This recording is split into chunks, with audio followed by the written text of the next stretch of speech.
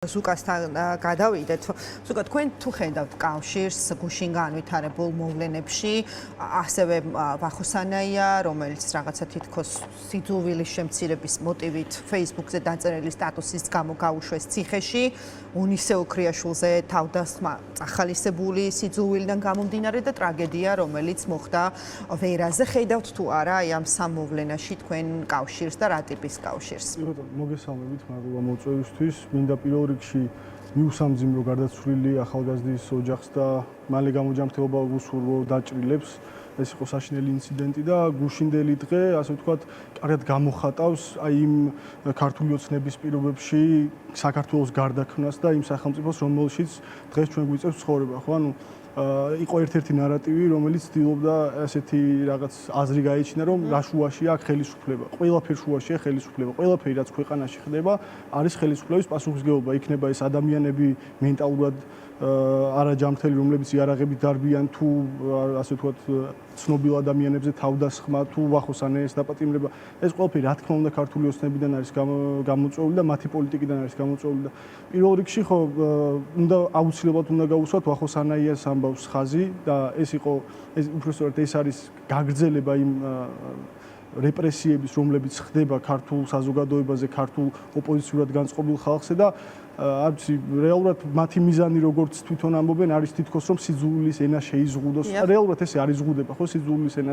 ეს არ არის ის რეგულაცია, რომელიც ქართულ სახელმწიფოს გახდის უკეთეს, რადგან როდესაც ადამიანს წაართმევ გამოხატვის უფლებას, წაართმევ სიტყვის თქმის საშუალებას, ის ადამიანი თავის ბრას უფრო მეტად იგროვებს შიგნით და შემდეგ ფრთხილად იყვნენ უფრო უარესი შედეგების წინ არ დადგნენ და ანუ ამ кейსზე ძალიან საინტერესოა რომ რამდენიმე კვირის წინ დააჯარიმეს ადამიანი, რომელმაც ვახოსანაიას მიაყენა შეურაცხყოფა და მე მგონი გვარამიაზეც იყო მსგავსი შემთხვევა და ეს ორივე ადამიანი იძახდა რომ ჩვენ პრეტენზია არ გაგვაჩნია და ანუ იგივე აი ორი ადამიანის ურთიერთობაში, როდესაც პრეტენზია არ არსებობს, არ არის ეს სისხლის სამართლის დანაშაული ხო, ადმინისტრაციული არის, რატო ერევა ესე უხეშად სახელმწიფო ხო? ანუ რეალურად რეგულირდება არა მარტო ის ყველაფერი, მაგალითად რუსთაველზე დგომა და არა მარტო რაღაც ადამიანის ანუ ადამიანი კომენტარს დასწერს, ორი ადამიანის ურთიერთობა რეგულირდება უკვე ამ სახელმწიფოში თან რეპრესიულად და რეალურად ეს არის ის ნაბიჯები, რომლებიც აი ხშირად მესმოდა რომ დიქტატურა არის საქართველოში და ყოველთვის ვიყავი წინააღმდეგი ამის, იმიტომ რომ დიქტატურას სჭირდება თავისი ნიშნები, მახასიათებლები, რომლებიც რეალურად გამოკვეთს ამ მმართველობის ძალიან მკაცრ და ასე რეპრესიულ მოდელს. და ნელ-ნელა უკვე ბოლო რამდენიმე თვის მანძილზე რეალურად მივდივარ დიქტატურისკენ, იმიტომ რომ როდესაც ორი ადამიანის ურთიერთობაში ესე უხეშად ერევა სახელმწიფო, იქ უკვე აღარ შეიძლება საუბარი იმაზე, რა იყოს სწორი და რა იყო არასწორი. უკვე სახელმწიფოს იქ არაფერი არ ესაქმება.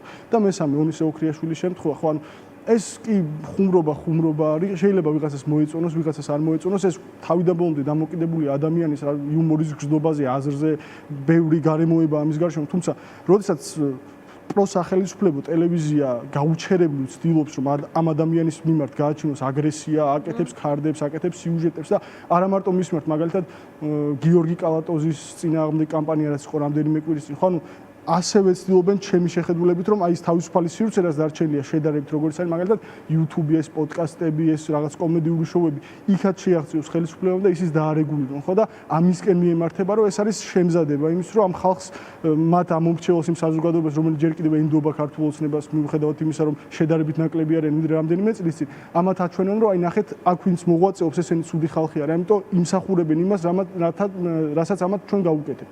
და ეს არის რაღაცა შემზადება წინა პერიოდი და არ მგონია ისედაც ტელევიზია რეგულირდება, ხო უკვე Facebook-ის რეგულირდება, კომენტარს ვეღარ დაწერ ისე რომ ვიღაცა სკროლვის დეპარტამენტიდან არ შემოვიდეს. ეს სივრცეები აუცილებლად უნდა იყოს თავისუფალი, რუსეთშიც კი შედარებით თავისუფალი, ბელორუსშიც კი შედარებით თავისუფალი ეს სივრცეები და მე ვფიქრობ აი ამ მაგალითებზე სწორედ ქართული ოცნება ცდილობს რომ რაღაცა იქაც შეაღწიოს, იქაც მოკლას თავისუფალი სიტყვა, გააქროს თავისუფალი აზრი და ხო არ ვიცი ყველანაირად უნდა შევეწინააღმდეგოთ ჩვენ ამას, იმიტომ რომ ეს თუ დაუშვით უკვე ამ ქვეყანაში გამოხატვის თავისუფლება უბრალოდ აღარ იარსებობს. კი ბატონო ნიკოლოზ ბატონო, ზუკა თქვენ რა სიტყვით როგორ ფიქრობთ მოქმედებს და მუშაობს ეს ხელისუფლების რეპრესიული პოლიტიკა განსხვავებული აზრის მიმართ?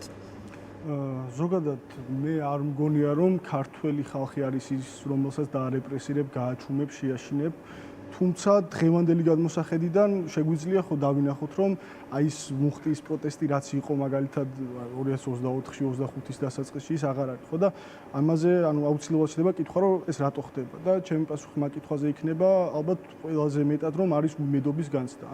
არ არსებობს ქართულ პოლიტიკაში ის დასაყრდენი ის რაღაც ადამიანი ან ადამიანების ჯგუფი რომელზეც დამოკიდებული იქნება ხალხი და მათი ნებისმიერი ქმედება. აი მაგალითად როგორც იყო 2024 წლის დეკემბრიდან იანვრამდე ხო? აი ის ქმედება რომელიც შეიძლება შეფასდეს რადიკალურად, მაგრამ რაღაც მომენტში შეიძლება რადიკალური ცუდი არც იყოს, ხო? თუ რეალური მიზნისკენ მიდიხარ. და ამ ქმედებაში უბრალოდ ჩვენ დავინახეთ ის, რომ შედეგი ამ ყველაფერმა არ გამოიღო, გამომდინარე იქიდან, რომ პოლიტიკური სპექტრი იყო სუსტი და ვერ შეხვდა შესაბამისი მზაობით იმ მოვლენებს, რომლებიც ხდებოდა ქუჩაში. და ამის შემდეგ უკვე პირველი პოლიტპატიმრების ტალღიდან მოყოლებული საზოგადოების განწყობა პოლიტიკური კლასის მიმართ ყოველდღიურად ჩემი დაკვირვებით რეგრესირებს და ეს გამომდინარეობს იქიდან, რომ არ არსებობს გამარჯვება. არ არსებობს რეალური ისეთი ნაბიჯი, რომელიც ქართულმა პოლიტიკურმა სპექტრმა მეინსტრიმულმა ოპოზიციამ გადადგა და ქართულ ოცნებას უკან დაახევინა, ან რაღაცა ბენეფიტი წამოვიდა ჩვენს მხარეს, ხო?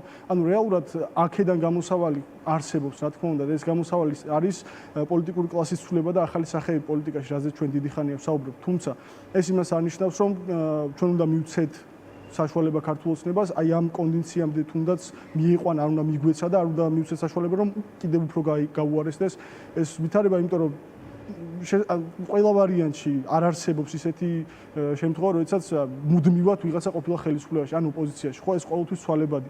და როდესაც ეს ცვლილების დრო დადგება, ჩვენ უბრალოდ შანსი არ გვექნება იმ შემთხვევაში, თუ ქართული საზოგადოება იქნება აი იმ გავლენის ქვეშ მოქცეული, რასაც ცდილობს, რომ ქართულმა ოცნებამ მოახდინოს მათზე.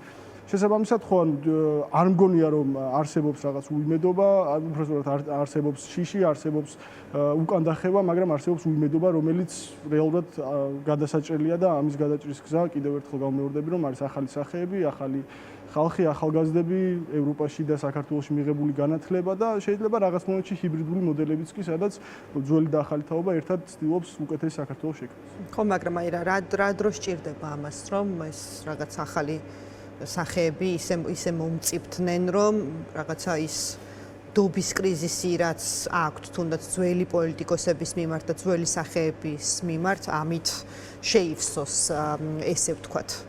კი ბატონო, პოლიტიკა რაღაც ხრივ ეკონომიკას რითიც გავს არის ის, რომ არსებობს მოთხოვნა ყოველთვის საზოგადოებაში და დამოკიდებულია მიწოდებაზე. რეალურად ეს მოთხოვნა, ჩემი აზრით, რა თქმა უნდა, და არ მხოლოდ ჩემი აზრით, გაჩნდა საზოგადოებაში. და ამ მოთხოვნას აუცილებლად ვიღაცა შეავსებს და მათ შორის ახლა ამ სტუდიაში ვინც ვზივართ, ხო, სამივე ახალგაზრდა ადამიანი ვართ, სამივე პოლიტიკურად აქტიური და არა მხოლოდ ჩვენ, თუნდაც ჩვენ გუნდებში, ჩვენ გარშემო და იმის იქითაც არსებობენ ადამიანები, რომლებიც თუნდაც ჯერ არ გამოჩენილან არსებობს რაღაც საუბრები ახალ გაერთიანებებზე, ხო? რეალურად ეს არის ის პოლიტიკური ნაბიჯები, რომლებიც უნდა გადაედგათ იქამდე, სანამ აქამდე ამ სიტუაციამდე მოვიდოდით. თუმცა მე მგონია, რომ ხო, დრო ჯერ კიდევ არის და ეს ზუსტი ტაიმლაინი რო დავხაზოთ, როდის შეიძლება ახალი სახე, ახალი მხსნელი გამოჩნდეს ქვეყანაში, ხო, ეს ძალიან რთული, ამას ვერ გავსაზროთ. ხო, ეს დამოკიდებულია თავიდან ბოლომდე, როგორ მიაწვის საკუთარ სათქმელს, საკუთარ ხედვებს კონკრეტული ჯგუფი ხალხს და ხალხის რეაქცია მათზე. რეალურად ჩვენ ვართ ზუსტად იმ პროცესში, როდესაც საზოგადოება ეძებს ამ ახალს და მე მგონია რომ ძალიან შორსაც არ უნდა ვიყოთ აი იმ მდგომარეობიდან გამომდინარე, რადგან ახლა ბოლო რამდენიმე თვეში შეიქმნა რამდენიმე ახალი პარტია, ხო, პოლიტიკური მოძრაობები, დაჯგუფებები.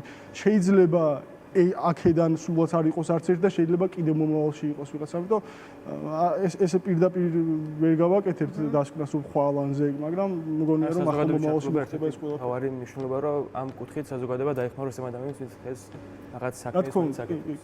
ბოდიში ვერ გავიგე, საზოგადოების ჩართულობა არის მნიშვნელოვანი ამ თვალსაზრისით, იმიტომ რომ უშუალოდ ახლა კონკრეტული ადამიანები ვერ გაკეთებენ იმ გასაკეთებელს, რაც საზოგადოების დახმარებით უნდა გაკეთდეს.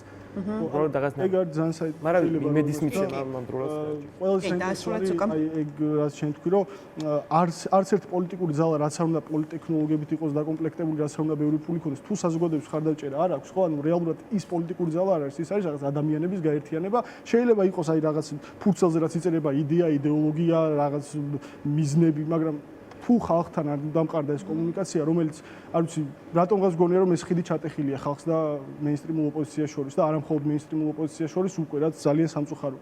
და ეს კომუნიკაცია თუ არ დამყარდა, თუ პოლიტიკა არ მოერგო ხალხს, თუ პოლიტიკოსი არ ელაპარაკა ხალხს, თუ არ გავიგეთ მათ რა სჭირდებათ, არ გავიგეთ მათი პრობლემები და ამ პრობლემის მოგვარების გზები არ შევთავაზეთ, რაც არ უნდა ბევრი ფული დაიხარჯოს, თუ რაც არ უნდა ბევრი რაღაც უცხოელი, ამერიკელი თუ გერმანელი ექსპერტი ჩამოვიყვანოს და იმან გვასწავლოს ჭკუა როგორ კეთდება პოლიტიკა. მე მგონია რომ საქართველოში წარმატებას ვერ მივახცევ და უნგრეთის მაგალითი არის ამის პირდაპირი გამოხატულება. როდესაც ხო პიტერ მაჯარომ მოახერხა ხალხს. თუმცა, ანუ ფიქრობთ თუ არა, რომ მათ შორის ძალის დემონსტრირებას, თუნდაც ახალი ძალებისგან, ახალგაზრდებისგან არ აქვს მნიშვნელობა. საჭიროა ძალის დემონსტრირება როგორც ხელისუფლების მისამართით, ასევე საზოგადოების მისამართითაც, იმიტომ რომ დარწმუნებული ვარ, ძალიან ბევრ თქვენგანს ასევე მოგისმენიათ ხოლმე, განსაკუთრებით უფროს თაობას ახასიათებს ხოლმე, როდესაც საუბრები ქვეყანაში მიმდინარე პოლიტიკურ მოვლენებზე, რომ კი არ მომწონს მე, მაგრამ ლიდერი არ ჩანს, თითქოს რაღაცა მათი მხრიდან დაკვეთა არის ერთ კონკრეტულ ვიღაც ძლიერ პერსონაჟზე, რომელსაც დაეყრდნობენ, იმიტომ რომ მიეჩვია ქართული საზოგადოება ამას, რომ რაღაცა მესიასავით უნდა მოგვევლინოს ვიღაცა ერთი, რომელიც გადაგვარჩენს და იმან უნდა შეცვალოს შემდეგ ყველაფერი. ხო, ამ კუთხით რას თავაზობთ, როგორ არწმუნებთ, რომ შესაძლოა სწორედ ეს ახალი სახეები იყვნენ რაღაცნაირად ალტერნატივა არსებული მოცემულობისთვის, იმიტომ რომ რაღაც ახალგაზრდა ვარ, კარგი განათლება მაქვს და კარგი ბიჭი ვარ, არ იქნება საკმარისი იმდენად რთულ პოლიტიკურ ვითარებაში ვცხოვრობთ, ხო? აი ამ კუთხით ასე გადმოვა თქვენთან მაქვს დრო, მოდი ზუკამ რადგან დაიწყო ამ საუბარი, მინდა რომ მასთან გავაგრძელო. ხო, ეგ რაც თქვენ ახსენეთ, საკმაოდ სერიოზული პრობლემაა ჩემი აზრითაც, რომ ყოველთვის ელოდებიან ამ მესიას და რეალურად ეს მესია ან გამოჩნდება ან არა და მესია რა თქმა უნდა ქართულ პოლიტიკაში არ გამოჩნდება, თუმცა ანუ ძალის დემონსტრირებას რაც შეეხება, ძალა არასდროს არ მოდის ერთი კონკრეტული ადამიანისგან. აი შეგვიძლია საქართველოს ისტორიას გადავხედოთ, თუნდაც უახლეს ისტორიას და ვნახოთ, რომ ნებისმიერი ცვლილება მოვიდა კოალიციით, ანუ ერთობით, ანუ ძლიერი ერთიანი ფრონტით. მე არ გულისხმობ, რომ მაგალითად დღევანდელმა პოლიტიკურ ოპოზიციამ კოალიცია უნდა შეკრეს, ამას არ გულისხმობ, თუმცა ერთიანობთ, ანუ ძალის დემონსტრირება რეალურად რა არის? თუნდაც 2003 წელს მიხეილ სააკაშვილი რო ყოფილიყო მარტო და არ ყოფილიყო მის გვერდზე ზურა ჟვანია და ნინო ბურჯანაძე, ხო? ბიზნია ივანიშვილი 2012 წელს შემოვიდა ქართული სისტემის კოალიციით და არა მარტო ბიზნია ივანიშვილი და ამას ხო სამწუხაროდ ვერ ახერხებენ. აი ამდენი წელია საუბრობთ აი ამ ერთიანობაზე, მაგრამ ვერ მოახერხა ამ ოპოზიციურმა სპექტრმა კი შეიქმნა რაღაც 9 პარტიისგან შემდგარი ალიანსი, მაგრამ იქაც შიგნით აქვს ჯერ შიდა გაუგებრობა, ყველა იქ არ არის. არა, ეს თავის მხრივ, რა თქმა უნდა, როცა ამდენი ხანი ოპოზიციაში ხარ, მე მაგ ადამიანების პრობლემა SMS-ის, რომ ამდენი ხნიან ოპოზიციურ მოღვაწეობაში ფრუსტრირების ნაწილი შემოდის, მე იქ პირადი რაღაცა უთანხმოებები არის. მსგავს გაერთიანებას ჩვენ მაგ თავიდანვე ვიძახთ, რომ არ აქვს რეალური გაგრძელება, არ აქვს რეალური გზა, რომელიც მიგვიყვანს გადარჩენამდე და გამარჯვებამდე, ხო? ანუ მაგით ვსაუბრობთ, რომ სიახლე და ახალი ხალხი, თორემ იქამდეც გაკეთდა 8 პარტია, მერე 9 პარტია, მერე რაღაცა კოალიციების წინა საარჩევნოდ გაკეთდა, თუმცა ხო რეალურად აქედან შედეგი არ მოდის. რატო არ მოდის რეალურად? იმიტომ რომ მაინც ვტრიალებთ ერთი და იგივე ხალხის გარშემო, ხო? მაინც ვტრიალებთ ერთი და იგივე სახეების გარშემო და ყველამ კარგად იცის რომ ეს სახეები ერთ მაგიდასთან როზიან, როგორც მინიმუმ ვერ თანხმდებიან და მე დანარჩენი რა ხდება, ის კიდევ უფრო საინტერესო ნაწილია, ხო? ანუ მთელი ასე ვთქვათ, ამ პრობლემის არსი ზუსტად ეგ არის, რასაც თქვენ საუბრობთ, ეხლა რომ ამდენი წელია ცდილობს ყველა, მაგრამ საბოლოოდ არ მოდის შედეგი. და თუ ჩვენ არ ვცადეთ ჩანაცვლება ამის ძალის დემონსტრირებაში, სწორედ ამიტომ გავუსვი ხაზი, რომ უნდა იყოს ერთიანობა. ანუ მაგალითად ჩვენ სამი ადამიანი საერთოდ არ ვართ ერთი გუნდის წარმომადგენელი, თუმცა არც ერთ მომენტში არ გქონია პრობლემა ერთად დასხდომაზე, საუბარზე. თუნდაც ამ ბევრი საქმეს გვიკეთებია ერთად. ანუ ის აქტივობები, რომლებიც არა მხოლოდ თბილისში, რეგიონებში არის და ყოველთვის ეს ხალხის და ჩვენ ვცდილობთ, რომ ერთმანეთს გვერდში დავუდგეთ და მივეხმართ. აი ზუსტად ეს არ ჩანს ქართულ ოპოზიციაში. აი იმ პარტიებში, რომლებსაც იმის ამბიცია ჰქონდათ 2 წლის წინ, რომ ხელისუფლებაში მოსულიყვნენ. ჩემი აზრით, გამოსავალი მხოლოდ ეს არის, თუ ეხლა მე რაღაცა მე და ჩემი გუნდი რაღაცა ნაბიჯს გადავდგავთ და მეორე მოვიხედები და ჩვენ გარდა ჩვენს გარშემო არავინ არის და არავინ არ მოყვება, ხო? რეალურად აი მაგას ვიძახთ, ზეგან ფუჭია ის საქმე. ანუ თუ ხალხი არ გამოყვა, თუ ის ნაწილი არ გამოყვა, რომელიც როგორც მინიმუმ შენაზრზეა, თუ ერთად არ აკეთეთ საქმე, თუ არ დაანახე ხალხს, რომ აი მაგალითად მე ლადო და ნიკა ერთ-ერთში ვზივართ, მაგრამ ამის იქით რო გავალთ, იქაც შეგვიძლია საუბარი, ხო? ანუ ეს ყველაფერი თუ არ მოხდა, მაშინ არასოდეს არ დასრულდება ეს რაღაცა ლუფი, რომელზეც ვტრიალებთ ამდენი ხნის მანძილზე. და დავასრულებ. ძალიან ვესწრები რომ მალე თქვა, არ მგონია სამართლიანი იმის თქვა რომ ოპოზიცია არ მუშაობს, თუმცა მნიშვნელოვანია მივხვდეთ რაზე მუშაობენ ისინი, ხო? ანუ ის პრობლემები რომის წინაშეც აღმოჩნდნენ არა მხოლოდ თავისი დამსახურება, თავის ბრალია ქართული ოცნების ხელით ძალიან დიდი ურევია ამ საქმეში, თუმცა საბოლოოდ ანუ ჩვენი პრობლემა და ჩვენი ასე ვთქვათ პრეტენზია მათთან ყოველთვის ის იყო რომ შედეგი არ ჩანს. ანუ ის ენერგია რომელსაც ისინი დებენ ნებისმიერ კამპანიაში, აქციაში, საქმეში საბოლოოდ არ მოაქვს შედეგი, იმიტომ რომ მე მგონი გაჭედილები არიან 2024 წლის დეკემბერში, როდესაც მათ გაუშვეს ის შესაძლებლობა ხელიდან ის მუხტი, რომელიც საქართველოში იყო და აი შენაც მაგაში არ დაგეთანხმები, იმიტომ რომ ქართულმა ხალხმა ძალიან ბევრი გააკეთა, რეალურად ძალიან ბევრ ქვეყანაში, მაგალითად ბელორუსში, რუსეთში, ანუ შეიძლება ერთი და ორი შემთხვევა გავიხსენოთ, მაგრამ წლების მანძილზე მართლა საზოგადოება ქუჩაში იდგა 2024 წლის დეკემბერში და 25 იანვარში დიდი ხნის ქართული ოცნების ხარდამჭერები გამოვიდნენ და აქცია შემოერთდნენ და ქუჩაში იდნენ, თუმცა აი ეს საბოლოო გარდამტეხი მომენტი, ის მომენტი, როდესაც პოლიტიკური ლიდერი, პოლიტიკური კლასი იყო იქ საჭირო, აი ეს მომენტი არ დადი. და მაგიტო ყოველთვის ცდილობენ ახლა აი ბოლო 2 წლის მანძილზე ყველა მათი აქტივობა არის იმისკენ მიმართული, რომ ის მომენტი დააბრუნონ. თუმცა ესე არ ხდება, აი თუნდაც ხელოვნურად დაანონსებული რევოლუციები და ასე შემდეგ. ხო, ანუ ესე მარტივად არ მოდის ეს ყველაფერი. ამიტომ თავისთავად კი. ნუ აი ორი სიტყვა რო თქვა ბოლოს, ვიცით რომ რაღაცეებს აკეთებენ, ამ ყველაფერს არ მოაქვს შედეგი, ამიტომ აუცილებელია მათი ცვლილება, აუცილებელია მეტი ახალგაზრდა და აუცილებელია ერთიანად ამ ქვეყნის უკეთესი მომავლისთვის ბრძოლა. ზუსტად. დიდი მადლობა. ძალიან დიდი მადლობა ჩვენი სტუდიის სტუმრებს. ჩვენ ახლა გვაქვს ეთერში მცირე სარეკლამო პაუზის დრო.